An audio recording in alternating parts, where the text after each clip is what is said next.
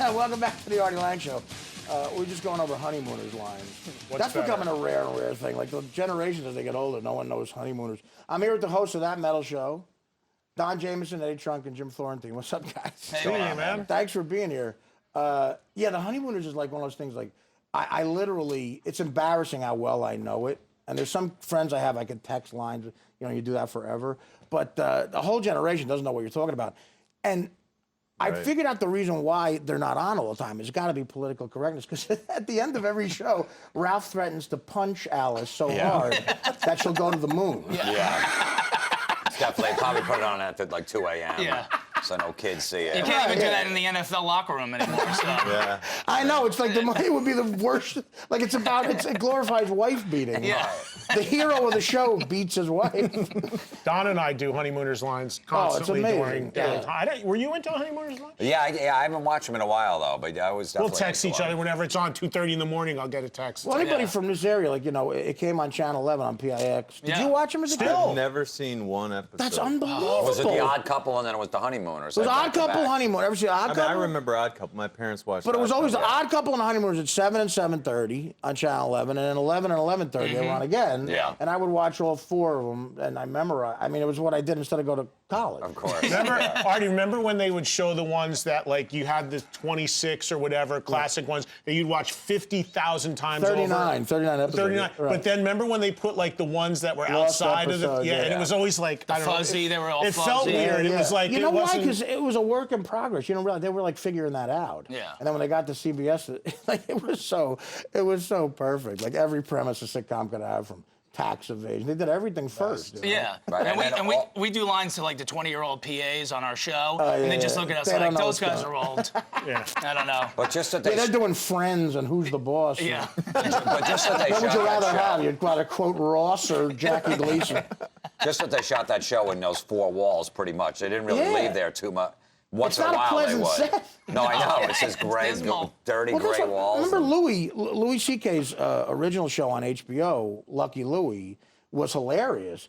But I think he was talking to me once about, in between that and this show that's a big hit for him now, and he said that HBO hated it because it followed Entourage, and Entourage was such as upbeat, like these guys in Beverly Hills, and then he's got a 1-bedroom in Queens. Yeah.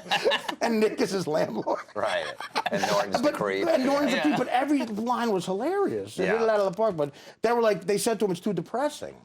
And that's what what's more depressing than he's making $62 a week. They're not getting out of that They apartment. get evicted. They have to sleep on the sidewalk. Every scam goes wrong. He tries to sell irons. No Cal pizza.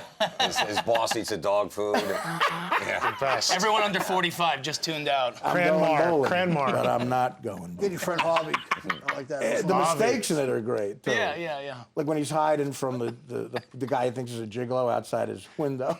And when he comes in, Norton tries to help him, and he puts his hand right through the supposed glass, gleasing like...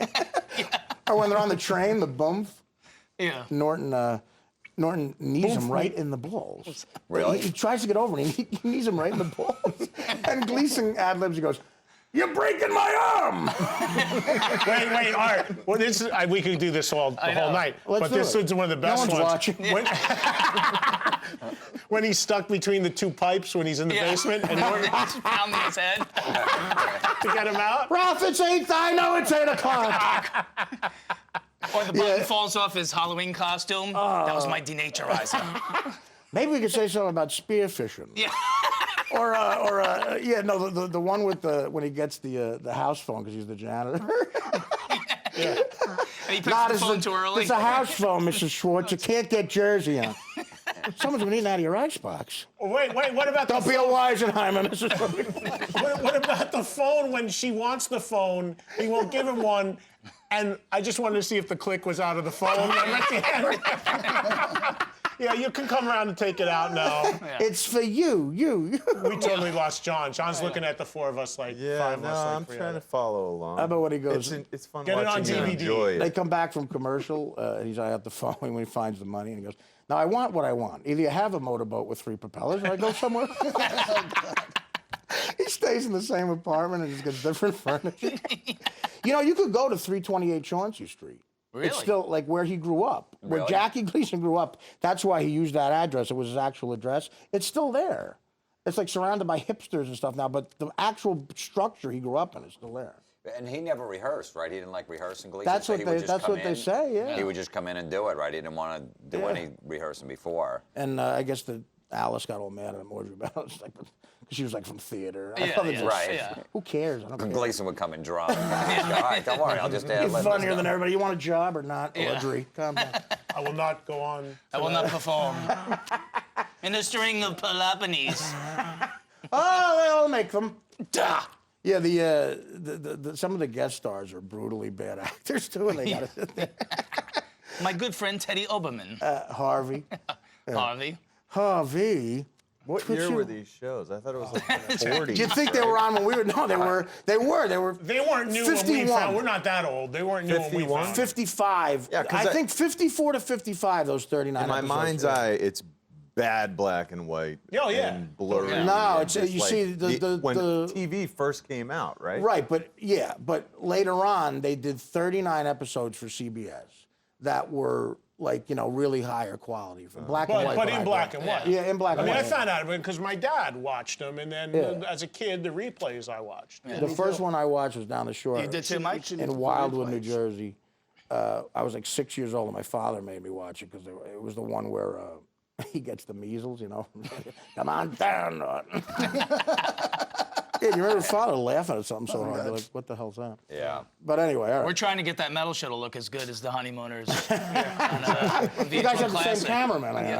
Honeymooners looks better. Well, talk about that. So you clearer. guys, it's kind of a trade-off because the show is amazing, but do they leave you alone creatively? I mean, none of you guys are going to get a house in the Malibu for the show, right? But you get to do the show you want to do. Yeah. It's great. Yeah. Do they leave you alone creatively? Yeah, Pretty much, yeah. They do that with me here too. I mean, look what we just did. I mean, Right, yeah, yeah. I won't rehearse. But we go. It's funny because I'll get emails or texts or stuff from fans, and they'll be like, you never talk about whatever band, and we're like, well, we don't sit around before we go out there and say, hey, we Right. have to make sure we bring up Tool today. yeah, It's and you got guests coming on. we have you know. guests, but it's just natural. I mean, we don't rehearse what we're gonna really talk Right. about or whatever. But you It's do just- research on the guest. Yeah, we do research on the guests. See, I don't do that. No, but we like. John doesn't. Most lot of of it these, we know most of their these, stuff. it's like, all right, you're bringing out this guy. I'm like, all right, I liked him since I'm 11. I Right. know what, I know what I want to ask No, this but guy. like last night we had on a guy who directed a documentary, and my opening question to him was, "What's your name?"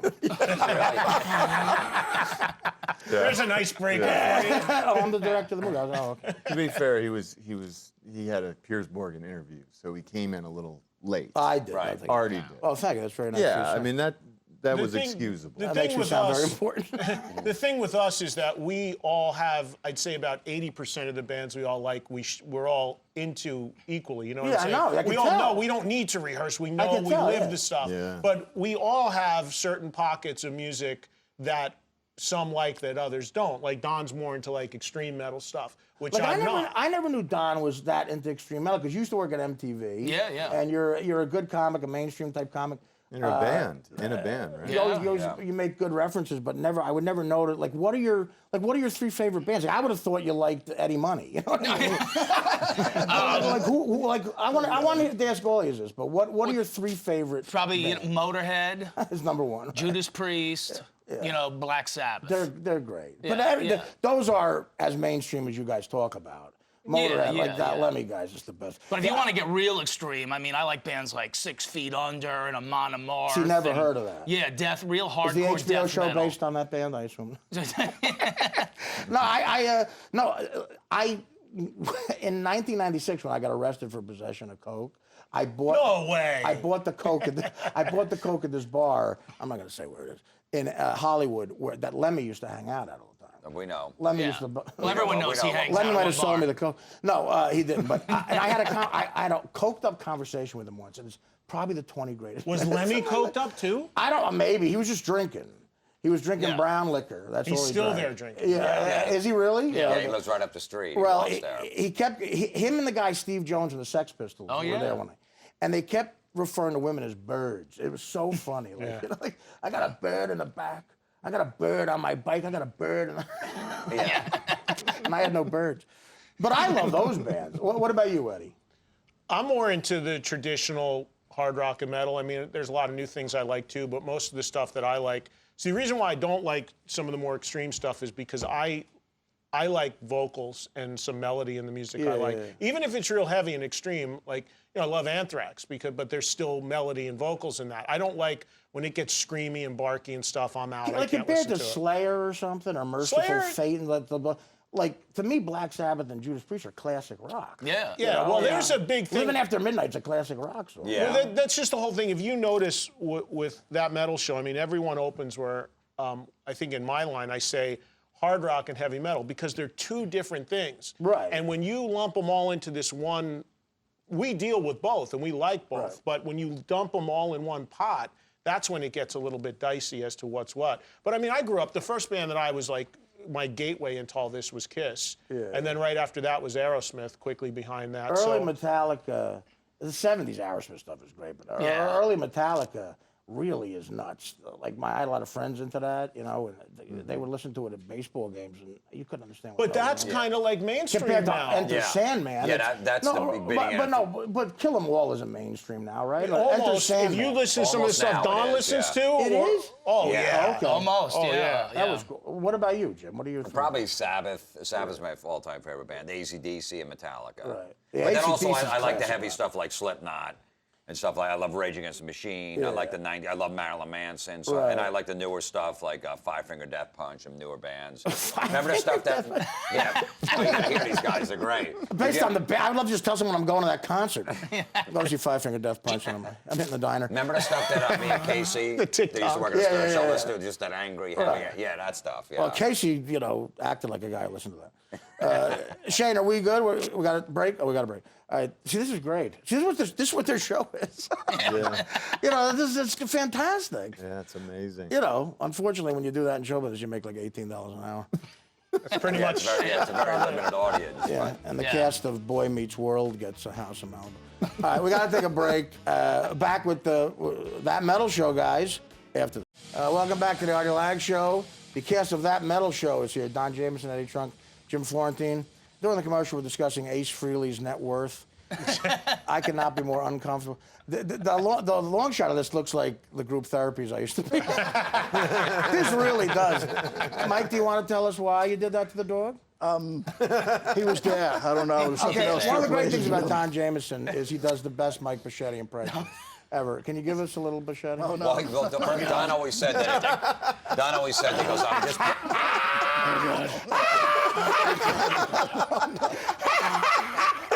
When I was a kid,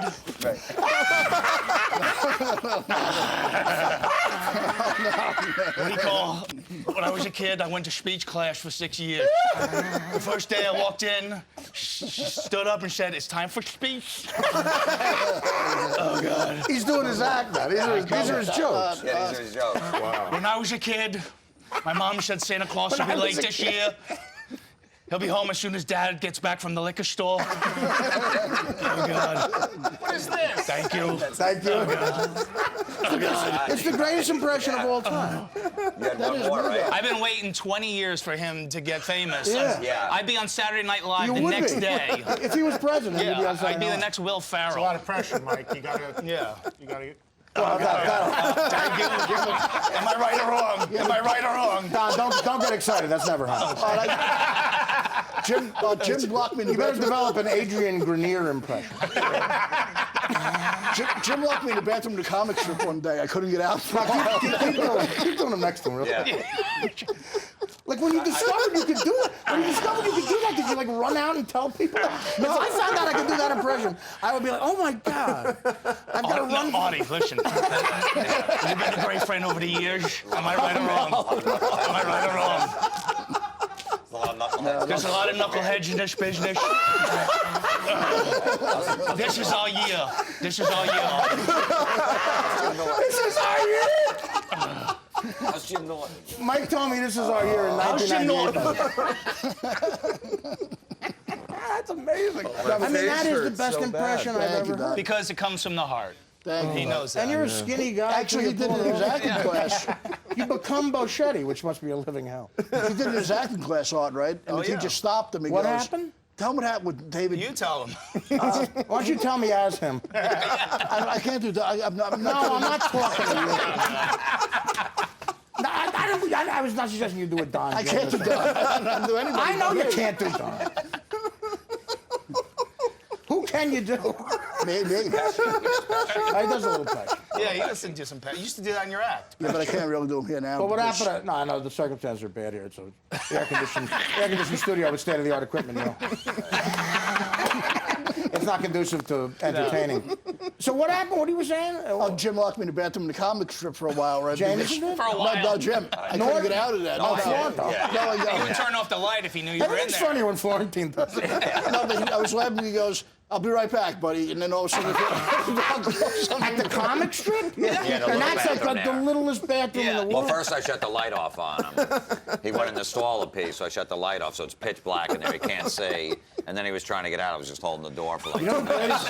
the greatest thing about the greatest rumor I ever heard about that bathroom, and I heard this through the grapevine from a bunch of. This might get me in show business trouble, but I'm not going to be in Grown Ups 3. I don't care. And this to me makes Sandler a rock star. I love Sandler, and when he was single, supposedly in the comic strip bathroom, I heard that he banged Juliette Lewis, but like anal. Yeah? I mean, if you're ever in the comic strip bathroom, Nice. that is impressive. That is.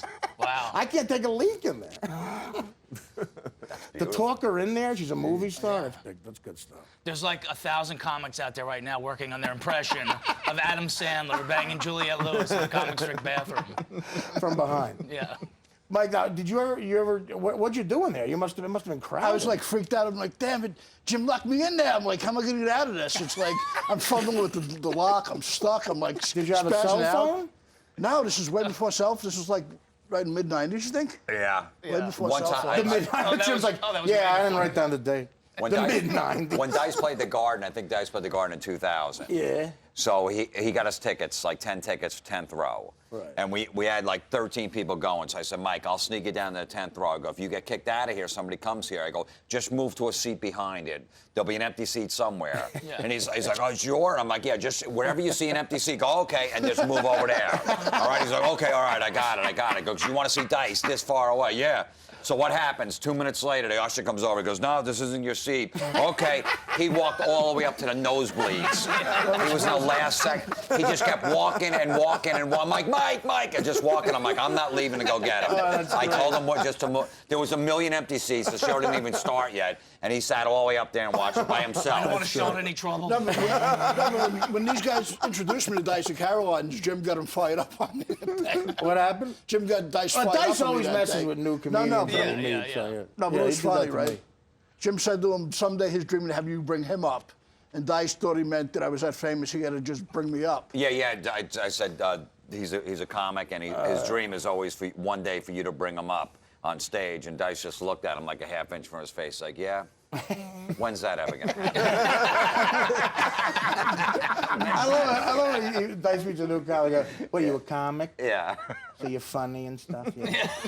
Artie, You can be funny. Artie, what about when we were with Dice at Jim's wedding, and Yeah. he called you out on the outside because he had something really important to He tell you? did- and talked the- to me for 2 hours. And the ambulance went by, though? Yeah. Remember the fire trucks were going by? What did he say? He goes, all right, Well, all right. it was in the middle of giving me life advice as, we got to take a break, but as, not as Dice, as Andrew, which was Right. nice. And he said to me, he goes, in the middle of this intense life advice, because, broads will ruin you, you got to be careful, you got to be, and then the fire truck goes by and goes, we get it. There's a fire. Yay, I'm putting out the fire. You got to put on a siren. Everyone's got to know you're putting out the fire. Yay, there's a fire. Jerk off. I'm sorry, where was I? We got to take a break after this.